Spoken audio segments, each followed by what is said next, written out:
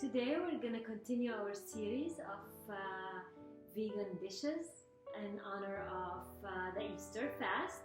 I'm going to be making stuffed peppers and tomatoes. It's a delicious recipe, and I'm going to start with showing you how to core the tomatoes and peppers, and then we'll get to the stuffing. Here I have a bunch of tomatoes and your option of peppers. I like the slightly hot peppers. That's what my family rather. But you can have sweet peppers, green or yellow or red or any color that comes to your mind. With the tomatoes, what I'm gonna do is I'm gonna slice the top just like that. And in here I use this tool, which is for carving pumpkins. I find it to be very efficient for coring tomatoes. I will do this, and all this tomato juice and tomato pieces we're gonna be using for the stuffing as well. So you do this with all tomatoes, and you also cut the top of the pepper just like that. You go around and then don't go all the way through, because you want the seeds to stay attached to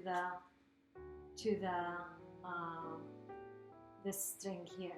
So you pull it out and you have the seeds out, and then you have like this. We will clean those three white membranes just with a spoon or with a tiny knife. Just get it out, so we have hollowed pepper.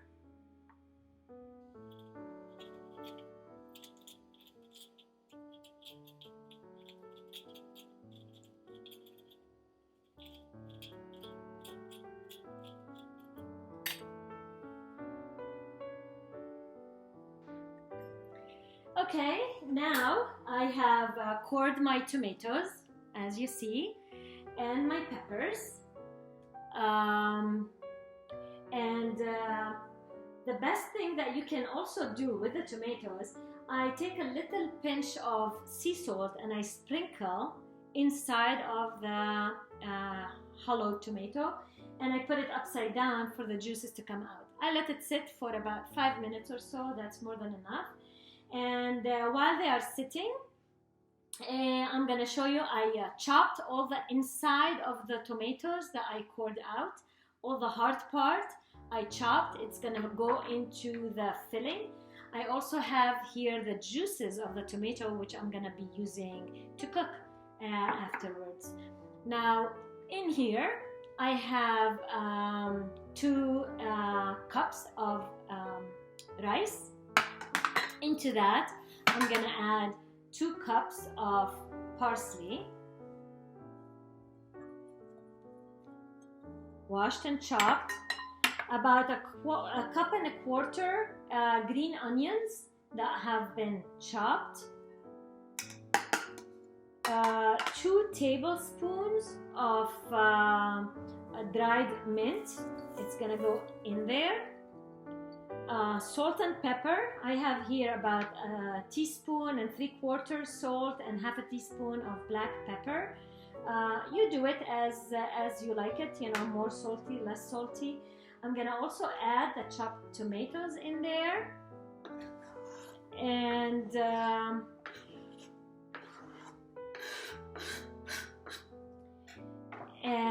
a quarter of a cup of fresh squeezed lemon juice, and quarter of a cup of extra virgin olive oil. And I will mix everything around just like that.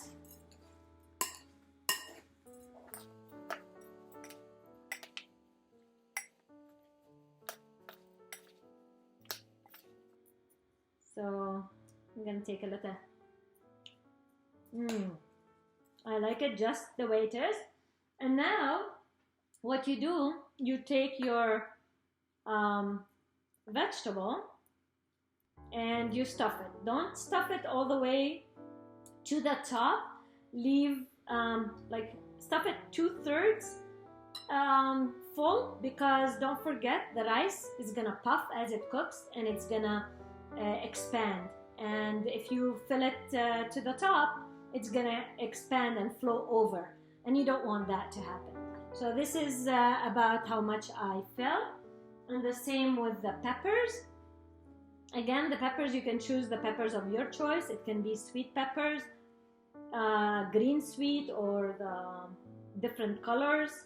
And also when you fill, you try to tap, make sure that the filling goes all the way through.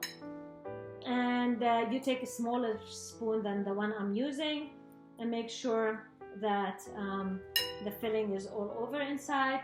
And then you place them in the pan. Let me finish those and I'll show you how it can be cooked. See. Okay, at this point I have a little bit left over of the filling. It's about a cup of it. It's not gonna go to waste. I'm gonna cook it as a rice pilaf in a pot. I just wanted to give you that idea before we continue with our original dish, which is the stuffed tomatoes and peppers. And you can choose any vegetable that you wish to with this one. So this, I can add some liquid. I would add about 3/4 of a cup to a cup of liquid. It can be vegetable broth, it can be just water. I'm gonna do just water in this one. It has a ton of flavor to come through.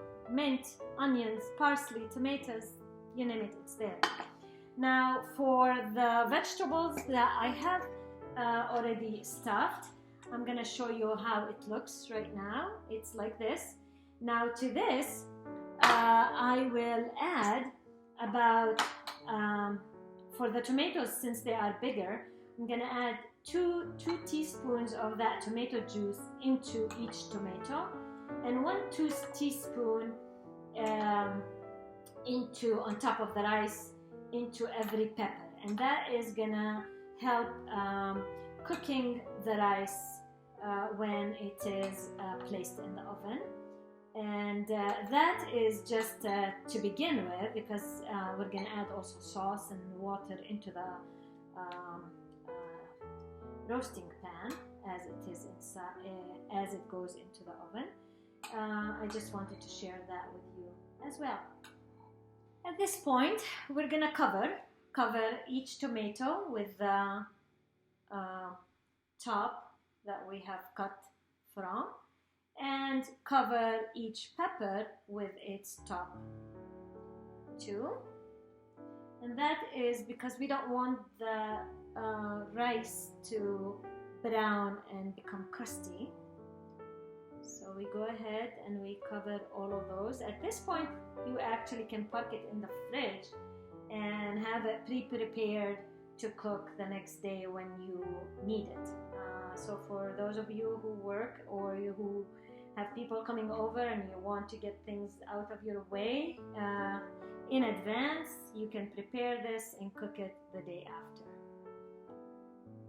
And that will help even the rice to get more moist and cook much faster in the oven when it is cooking.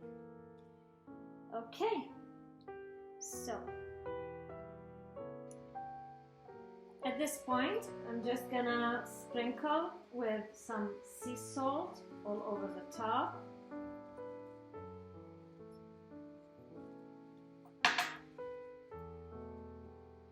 And I will put the tomato juice in there, and I'm gonna add about 2 cups of water into this and add it in. And I'm gonna put it in a preheated oven of 375 degrees and cook it until all is cooked and the rice is completely soft. And I'll show you the final dish when it comes out. Meanwhile, this is how it looks right now.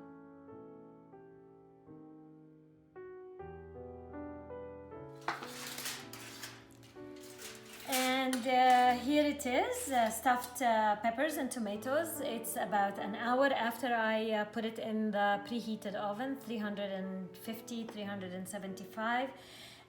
Midway, about 45 minutes into baking, I covered it with foil just to give it a little bit more time for all the rice to plump up and cook completely.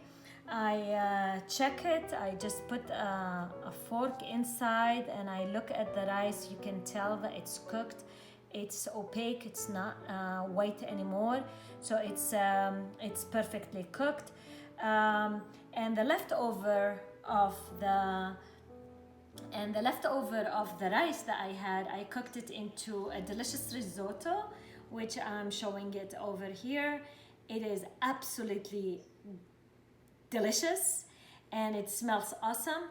Now this type of food is best if you wait until it's warm and do not eat it very hot, because the flavors come out much nicer and they become really good after it gets warm. You can flavor everything, every ingredient in the dish. Enjoy and let me know your opinion when you try it and taste it. Have a great week.